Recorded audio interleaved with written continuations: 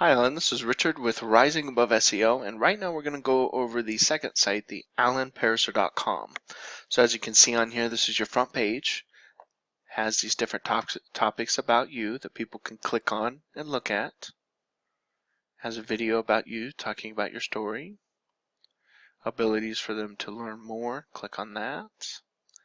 Information about your blog, then you can go there, and a little contact information here, as well as some buttons for Facebook, LinkedIn, Twitter, and YouTube with your phone number and email. What I would do is maybe give people the ability to contact you sooner towards the top of the page. There are some different things that could fly in after they're on the page for a certain amount of time, or that could pop up. It's really on how you want to do that, but you might want to put an additional option for them to contact you just besides in the very bottom here. Give them that ability to do it up here somewhere. You are mobile friendly on this website. Very good. Page speed insights. It's a little slow on a mobile device, but it's not that bad. Looks like your pictures are slowing it down. And then desktop has a few more issues, but it scores higher. Then this is your SEO score for the site. All right, Favicon found. Got your picture on there.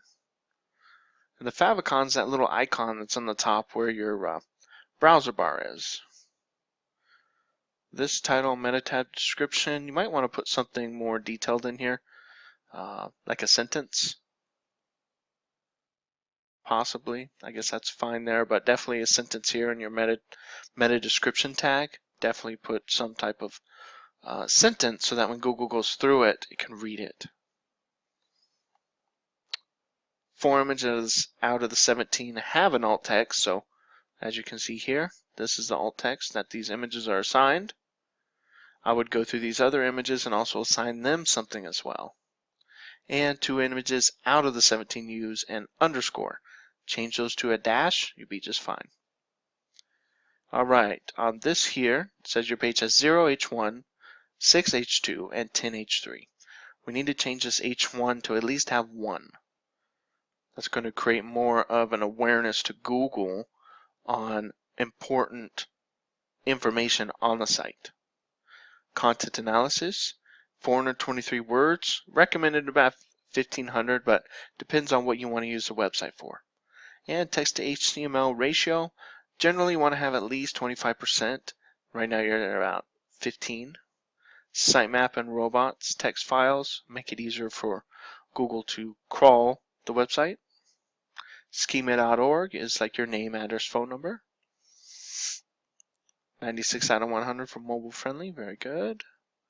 Share buttons. You might want to think about putting some share buttons on there, even on the front page so that they can share it with other people if they really are interested. Gives them that ability, and it definitely helps your credibility in Google's eyes when it sees different shares of social profiles going straight to their accounts from your site. Alright, so that is that part. Now, here's the analysis of the domain authority, citation flow, and trust flow of alanpariser.com. So right now you have a domain authority at 6.16 out of 100. Citation flow and trust flow are zeros. So which means your links are not that good. openpr.com. Looks like they had a special event and did like a press release. And then this, of course, is the person we're trying to get off of page 1, as well as, I guess, get better reviews for the site. That's definitely going to be a way we're going to have to combat that. Now here is information what I pulled from the website on different keywords and what page ranks there. So in position 1 for Alan Pariser, alanpariser.com/about. So it is pulling in position 1 right now. I think your Twitter pulls in position 2, and we'll go look at that here in a second. You got all these other keywords here, so we might want to start working with these. But this tells us the search volume of these keywords you're already ranking for in different spots. So it's like page 9, this page 10, so definitely work to get to the top pages on that. What I did as well, I went to GoDaddy.com, and this is definitely an option. I just typed in your name, Alan Pariser. These are options to get in help in combating with your reputation management for the damage that was done. And these different websites here, doesn't matter which ones you pick. Let's see. IO means Internet Opportunity. That's a really good one to have. Plus, Google knows that you paid $59 for that. .tv, not saying more expensive is better, but there are some decent ones that Google's going to create more credibility with, like .io. We've seen a lot of movement with those. .vegas can be helpful because you live in Las Vegas, or you live in Henderson, but it's close. And then, of course, here's a search term for right now when I search for Alan Pariser. So we had the alanpariser.com, Twitter, and then, of course, this one, which I'm trying to get rid of. Then you got Alan Pariser, and then advancing with us, spot 5, and it goes down from there. All right, Alan, so this was a review of your website, alanpariser.com.